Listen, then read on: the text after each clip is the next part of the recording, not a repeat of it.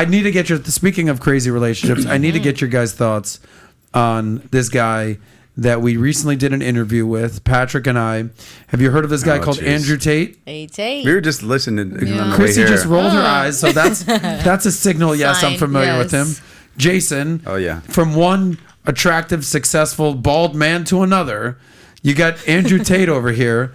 We've got a clip that we're going to play of his. Let's just make sure the volume's up before we play this. All right, go ahead. Watch this clip, and we'll get your guys' opinion on the other side. Okay, ready, and audio. Start it over again. Audio, guys. Go ahead. Okay. Here we go. When you met the partner you're currently with, you wouldn't even be with them. You think you love your wife? No, you don't. Because if you were a multimillionaire, you wouldn't have ever even got with that shit. So everyone to some degree compromises. If I want the most reliable car I can buy, I can't go into the Ferrari garage and say it has to be reliable. They're like, go buy a Toyota then. This is what comes with a Ferrari. You get the performance, you get the beauty, sometimes it breaks down. That's how it goes. That's what comes with a Ferrari. If you want a top tier man, he's gonna do certain things. And most women intrinsically know this. If you go to one of these parties in Miami, and one of these chicks is chilling with Chris Brown, do you think she believes he's gonna be loyal? No, doesn't matter, it's Chris Brown. Point is, women intrinsically understand that certain value of male, that they're not gonna get sexual exclusivity, and they don't care.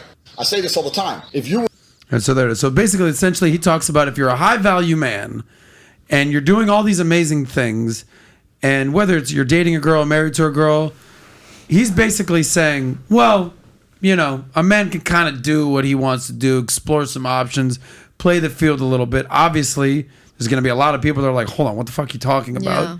And then some guys out there are going to be like, see, honey, I told you so. So how, as a high value man, Jason, married to a beautiful woman, when you hear this, is it like cringy? Are you like, ugh, stop talking? No, Or you're like, oh, this homie's got a point. Like, guys are how's going it to go work? through that phase. I think all it's guys sad. are going to go through that phase of wanting to play the field because they haven't found the right woman. I played the field, even you know, when we were hooking up. Before, like I yeah. made out with 8 girls in the pool party, and she was one of them.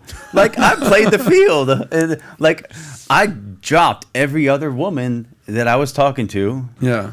To be with her once I found the right one. But I was playing the field, and all the girls that maybe wasn't so many girls. I wasn't that much of a playboy.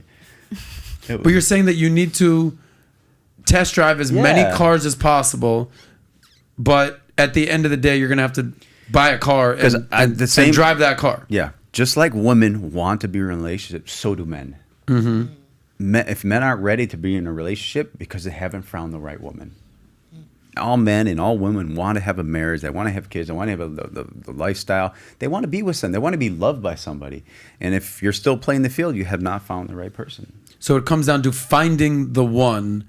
And at that point, you're like, all right, I'll hang him up. Like my girlfriend that I was with, I knew she wasn't the one. I just was with her just because it was fun. We were going out and partying. Like, if the next one pops up that's hotter or cooler or smarter or funnier or better personality, I'm going to move on. All right. What about you? I think that I think that he's broken and sad. What a sad soul. He needs a lot of personal development, for sure. But I think that the only way for you to find the right partner is by you becoming the right partner. By you attract what you are, and I'm always gonna go back to that. It's a law of attraction. So if you want someone that's loving, giving, you know, sweet, understanding, close to God, or whatever you have on your list, because everybody should have a list. I believe in the list, and not just like a crazy dreamy list, but something that you want, someone with the same values that you have.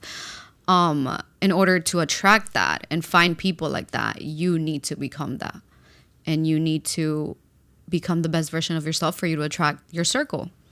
Why do you think so many women are disgusted by this guy? Because he's talking crap.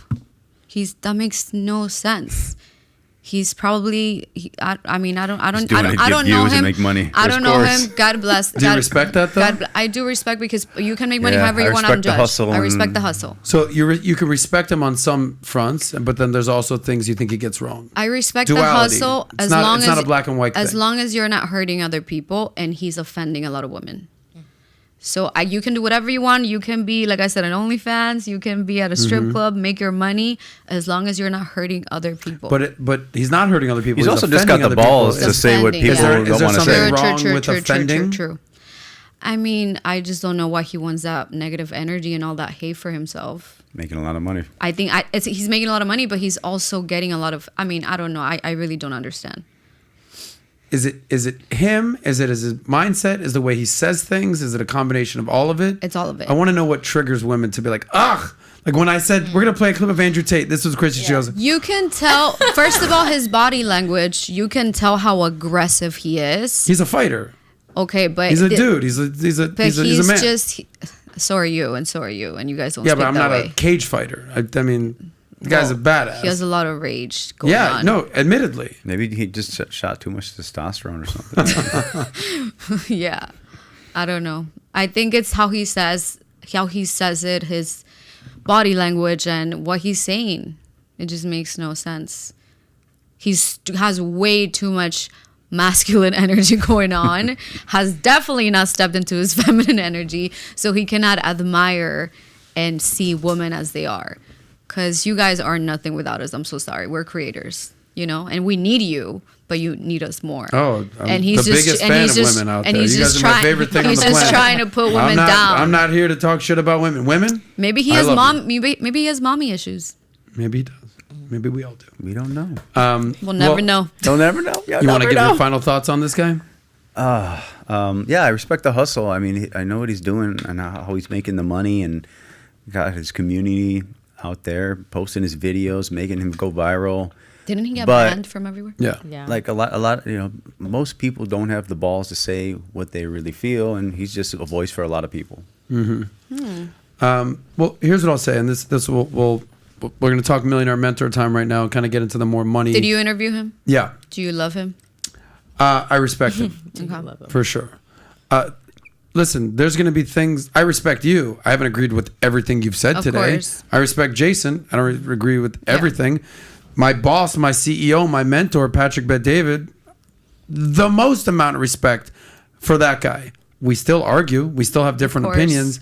So I think that's the problem in society today is that, like, you can disagree without being disagreeable, right? People say that all the time. You can have different perspectives. Like, imagine having to agree or disagree with every single thing that someone has ever said. So, like, I would say 90% of the stuff I do agree with, right? And the 10% that I disagree with, is it that I disagree with it, or is that I disagree in the way that he said it, or I disagree in the fact that I know that it's going to be triggering for some people? But my biggest take on him is that the misogynist type comments are almost like clickbaity. Like, that's what he says to be like, what? Gotcha. But if you actually listen to what he's saying, because we sat down for 5-hour interview, 8 hours like in real life, and what he has to say, it's pretty much just all self-improvement, male self-improvement, positive thinking, not letting BS be in your life. And there's a lot to respect about that. Because one of the things he says is, like, a man is born as a clean slate. Like, you were born in Ohio. You were like selling like car parts or something, some bullshit. I don't know. But you turn that into a career. You turn that into becoming an influencer, a man of status. You turn that status into getting a hot wife. You turn that into having a family and having kids. And, like, you became something. Yeah. You're not the same dude that's like, yeah, I'm selling car parts in Ohio. Like, you constantly improve. And I think that's what a man has to do. So if you like that clip, click right here to watch another. Or if you want to watch the entire Soscast, click right here.